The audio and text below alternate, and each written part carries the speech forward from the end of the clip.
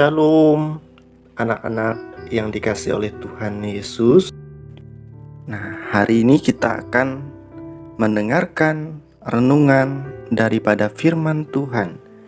Kita akan membaca dan merenungkan firman Tuhan. Sebelumnya, Mister mengajak kita untuk berdoa. Ayo, lipat tangannya, tutup matanya, kita berdoa. Tuhan Yesus yang baik, kami datang bersyukur, dan hari ini kembali kami melaksanakan renungan.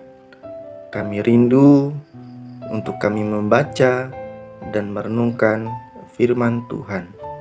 Tuhan Yesus tolong kami supaya kami dapat membaca dan merenungkannya dengan baik, dan kami dapat memahaminya dan dapat melakukannya di dalam setiap kehidupan kami. Hanya di dalam nama-Mu kami berdoa dan mengucap syukur. Amin.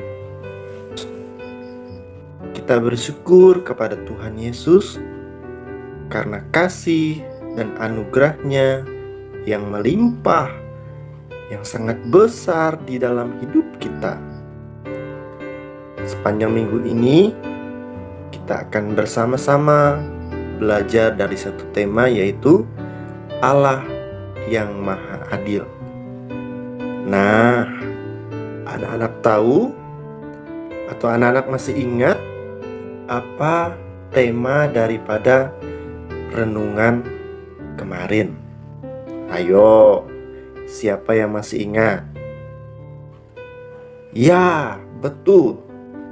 Ya, tema kemarin atau tema renungan hari kemarin adalah Allah yang Maha Adil.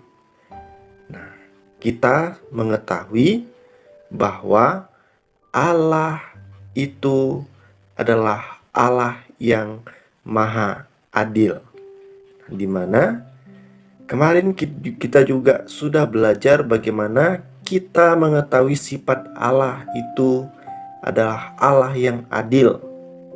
Nah, kita juga sudah mengetahui bahwa Allah adalah sumber keadilan.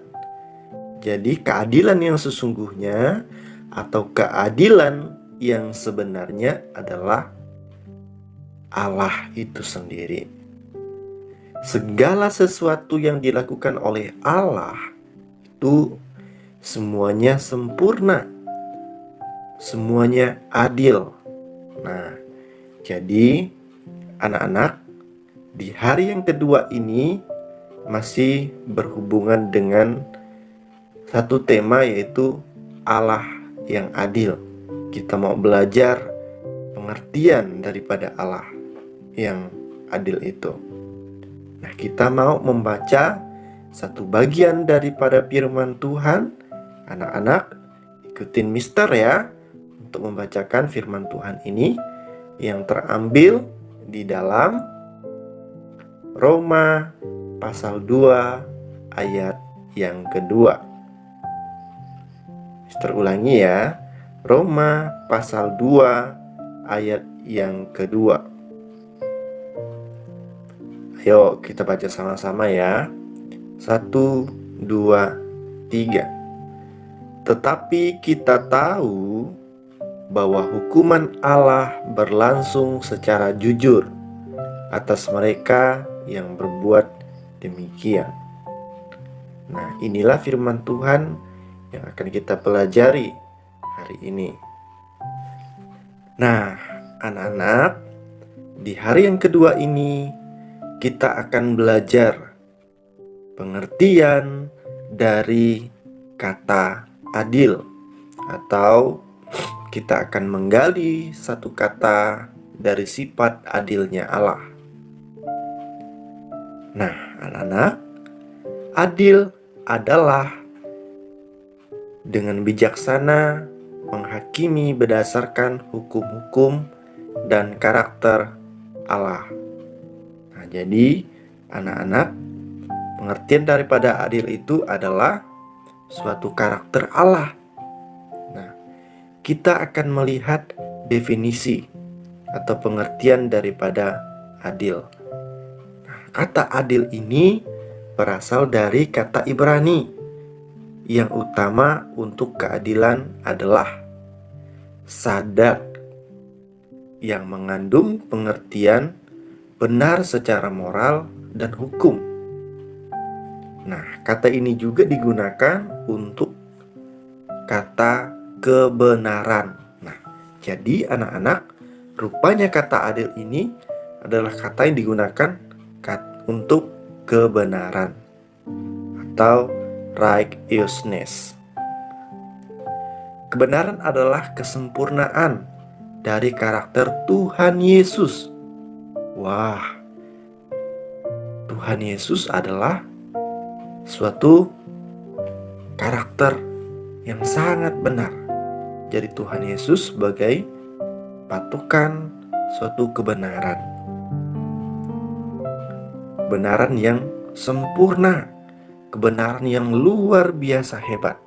Itulah Tuhan Yesus. Kebenaran Tuhan Yesus menjadi milik kita apabila kita mau percaya dan terima Yesus sebagai Tuhan dan Juru Selamat kita secara pribadi. Kita menerima Yesus karena Yesus telah mengampuni setiap dosa dan pelanggaran kita. Yesus memenuhi tuntutan yang adil dari hukum Allah dengan memberikan hidupnya yang tidak berdosa untuk menggantikan kita yang berdosa ini harus mati di kayu salib. Tuhan Yesus itu dia mau loh menggantikan kita yang seharusnya kitalah yang dihukum karena kita sudah melakukan dosa. Tetapi Tuhan Yesus mau menggantikan posisi kita. Anak-anak tahu Tuhan Yesus itu tidak pernah berbuat dosa. Dan Tuhan Yesus tidak pernah mengenal dosa.